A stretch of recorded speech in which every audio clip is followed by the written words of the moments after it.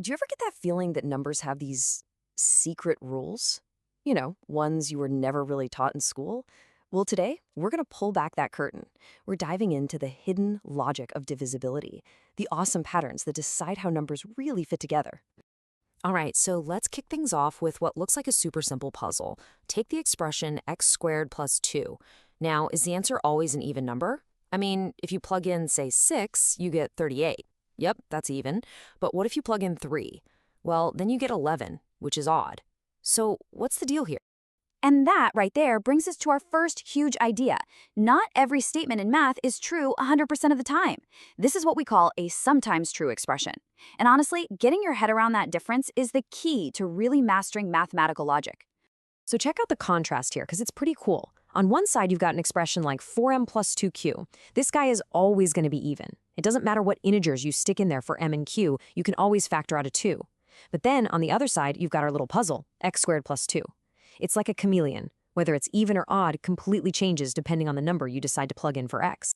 So, to make sense of all this, mathematicians have a system. They basically classify rules into 3 buckets. First, you've got your always true statements. These are like the universal laws of the number world. Then there are the sometimes true ones, which really depend on the situation, like how you decide to split up the number 72. And finally, you have the never true statements. These are just logical impossibilities. It's like trying to make an odd number a multiple of 6. It's just never going to happen. Okay, now let's talk about something that seems simple but is secretly powerful, remainders. The leftovers from division. It turns out they have this whole hidden language of their own, and they create these absolutely incredible, predictable patterns. So let's try looking at even numbers through a totally new lens. Let's use the number 4. When you do that, something cool happens. They split into 2 very distinct groups. You've got your type A numbers, which are perfect multiples of 4. They leave no remainder. And then you have the type B numbers. These are all the other even numbers, the ones that, when you divide them by 4, always leave a remainder of 2. And this is where it gets really, really cool.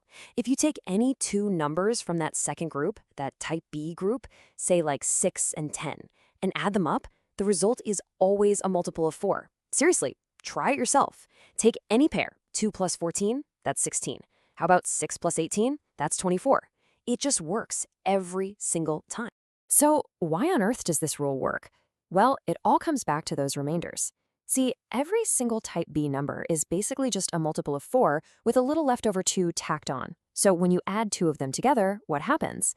Their individual remainders of 2 add up to make a perfect 4. And that new 4 just gets absorbed right back into the rest of the number, leaving, you guessed it, no remainder at all. And we can even use algebra to make this official. An expression like 5k plus 3 might look simple, but it's an incredibly powerful shorthand. It's not just some random equation, it's a description for an entire family of numbers. It means every single number out there that leaves a remainder of 3 when you divide it by 5. This is how we take these cool patterns we notice and turn them into rock-solid, predictable rules. Now, these algebraic tricks are just one piece of a much bigger puzzle. Let's talk about the whole toolkit, the golden rules of divisibility that you can count on every single time. Okay, so these 4 properties right here, they're basically the foundation of all divisibility logic. You've got rules for how divisibility works with multiples and factors, how it handles addition and subtraction, and even what to do when you have more than one divisor. Seriously, if you master these 4, it's like having a secret key to unlock all sorts of number puzzles. So what's the point of all this, right? How can we actually use this toolkit? Well, it's not just for abstract math problems. We can use it to solve some really fun puzzles and even to win games. Okay, check out this kind of puzzle. It's called a cryptorhythm, where every letter is just a stand-in for a different digit. The puzzle is this. We need to figure out what 2-digit number, PQ, gives you another 2-digit number, RS, when you multiply it by 8. Now, at first glance, this looks like it's going to be a ton of guesswork, right? I mean, you could just start testing every 2-digit number, but that would take forever. The smart way, the logical way, is to find a constraint, a limit, that slashes our options way, way down. Okay, here's the key.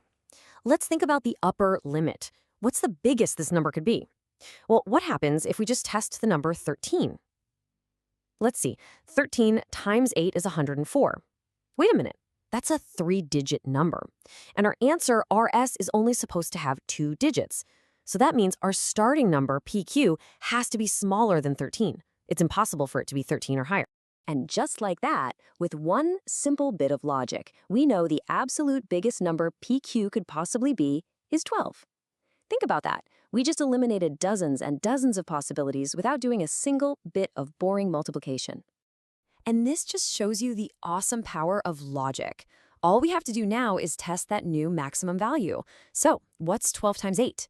It's 96. And look at that. It works perfectly. P is 1, Q is 2, R is 9, S is 6, all different digits.